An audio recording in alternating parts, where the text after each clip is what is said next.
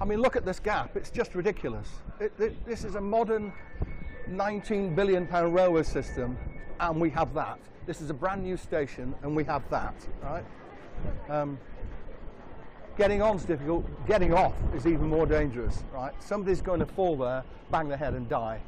Eric Leach broke his foot getting off an Elizabeth Line train here at Ealing Broadway. He says the drop is too high and dangerous, especially in rush hour. I was initially shocked to see what a big drop it was, and there were people trying to get on as people were trying to get off. Lost my balance, came down, hit the deck, broke my foot, smashed up my knee, had to be taken with a wheelchair and a taxi home, and went to hospital, x-ray, broken bone in my left foot, and I spent 8 days on the sofa, couldn't get upstairs.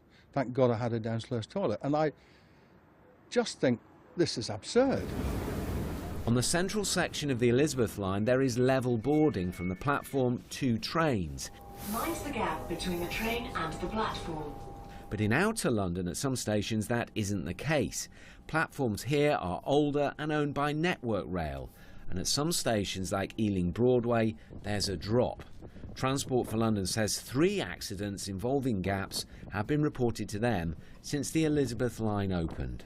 My concern is that had I hit my head I could have killed myself, right? But mums with buggies, people with heavy luggage, disabled people, it doesn't work. It just doesn't work. And as I said, 19 billion's worth of bespoke train and a brand new station. Gaps on new platforms should meet certain safety standards. The height from the platform to the train shouldn't be more than 23 centimetres and the horizontal gap shouldn't exceed 27. And while this vertical gap seems larger, the regulator says with old platforms the costs of reducing the gap should be balanced with the risk. They either got to raise the platform or lower the track.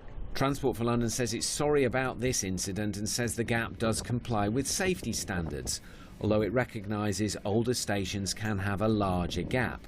It says it's working to ensure all of its stations are accessible. Until something changes though, Eric won't be using the Elizabeth Line. Tom Edwards, BBC London.